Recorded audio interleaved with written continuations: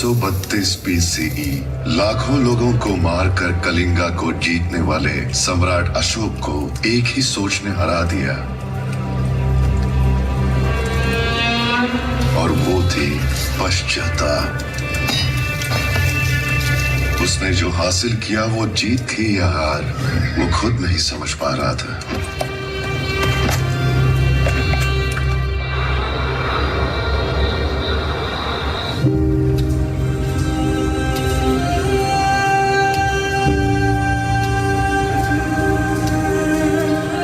उस पश्चाताप ने एक नए निर्णय को जन्म दिया।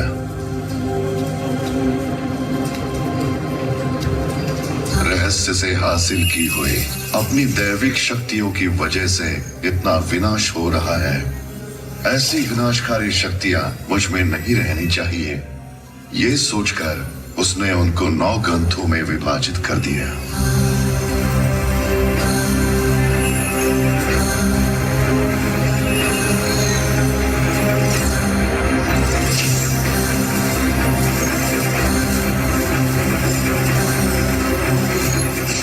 उन ग्रंथों को समर्थ योद्धाओं के हाथों में सौंपने का निर्णय लिया।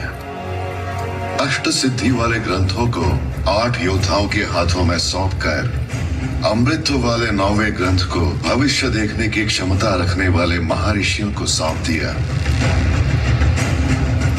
इनके द्वारा मानव जाति का संरक्षण गुप्त रूप से करने का आदेश दिया।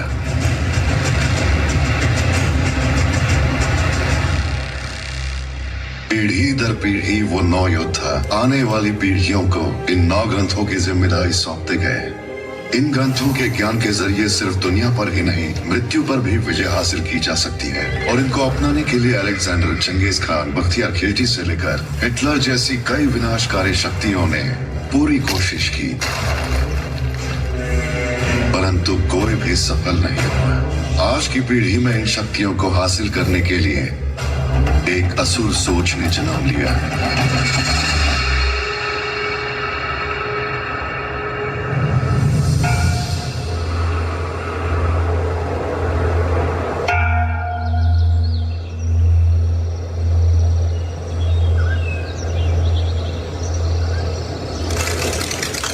आचार्य, अंबिका जी पिछले 48 घंटों से ध्यान में है। मतलब वो कोई खतरा देख रही है।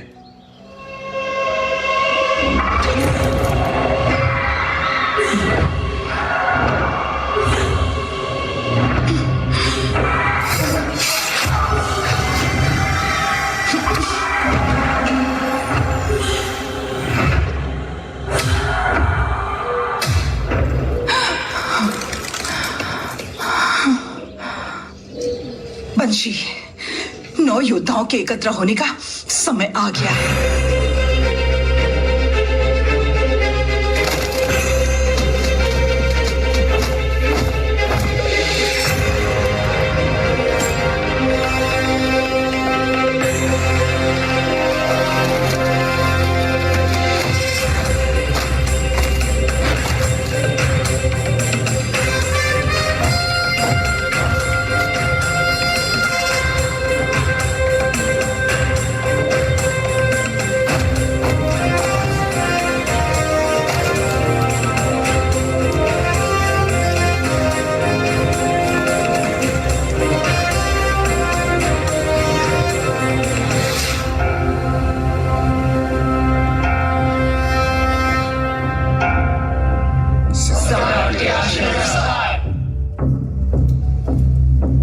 आपदा आने वाली है, हम उसे रोक नहीं सकते।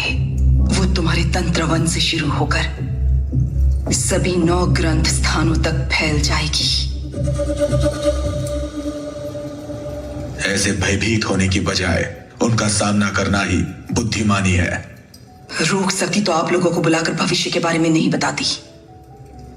ये मैं आप लोगों को चेतावनी नहीं दे रही, यही होने वाला है। जो ग्रंथ मेरे सुरक्षा में है उसे मेरे तंत्र ही नहीं, मेरे बनाए सैनिक भी सुरक्षा दे रहे हैं। अंबिका, जो पहले योद्धा का कहना है वही हमारा भी कहना है। Wir Männer hier sind die. हमारे पास भी सेना छू U nas stoję jest armia. On se tuk Virmag. यहाँ बिना सैन्य का ग्रंथ सिर्फ आपका 9वां ग्रंथ ही है। बताना मेरा धर्म है और आगे आपका विवेक। स्वस्ति। स्वस्ति। अंबिका, वो लोग जा रहे हैं, एक बार फिर से समझा कर देखो। जब अहम आ जाता है तब मस्तिष्क नहीं, कान भी बंद हो जाते हैं। पर यह कार्य होगा कैसे? केवल एक ही मार्ग है, मुझे कैलाश पर्वत जाना होगा। आप गर्भ में संतान लेकर कैलाश पर्वत को कैसे जाएंगी और किसके पास जाएंगी? अगस्त्य मुनि, प्रभु श्री राम का मार्गदर्शन करने वाले त्रिकालदर्शी चिरायु ब्रह्म ऋषि।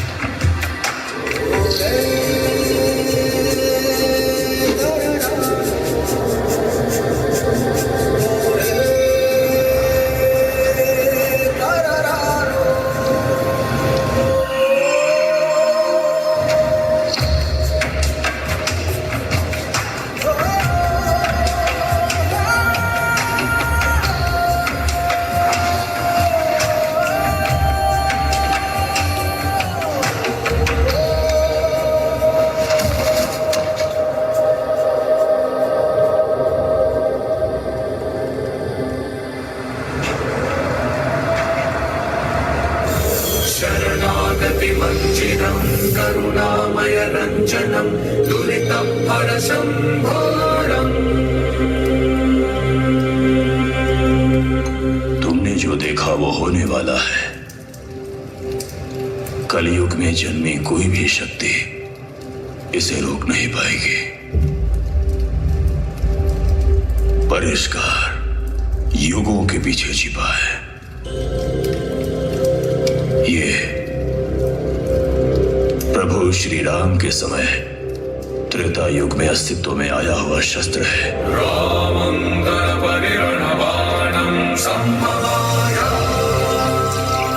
वही है, मिला है। अब उसे मैं लेकर आऊंगी। मार्ग बताइए ब्रह्म ऋषि। तुम वहां तक नहीं पहुंच पाओगे। तो फिर कौन पहुंच सकता है? और वो परिष्कार चाहता है एक महात्याग। मैं किसी भी त्याग के लिए तैयार हूं तपस्वी। जिस त्याग की बात कर रहा हूं, अगर वो तुम्हारे गर्भ में पल रहा शिशु हो, उस शस्त्र तक पहुंचने वाले की कदम कदम पर प्रकृति परीक्षा लेगी, दंडित करेगी, शिक्षित भी करेगी। उसे जीवन में हर ठोकर सहन कर खड़ा होना पड़ेगा और यही ठोकरें उसे युद्ध का अकेले सामना करने वाला महायोद्धा बनाएंगे। लेकिन यही क्यों? नरक यात्रा की स्थिति में तुम यहाँ तक पहुंची हो, वो मनुष्य के लिए असंभव है। तुम्हारी जैसी महासंकल्प योद्धा का अंश ही इस प्रलय को रोक सकता है। भाग्य भी इसी तरह के अंश को आशीर्वाद देता है। इन आंसुओं को दर्द समझो, यह सहमति। सहमति।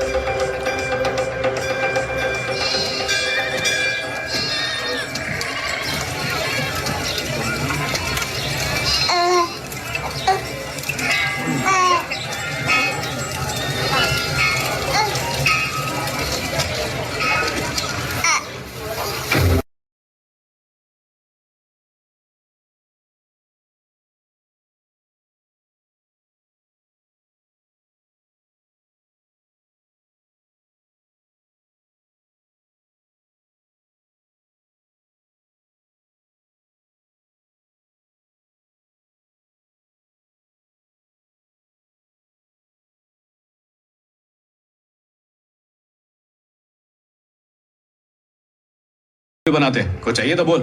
वाराणसी के वो घाट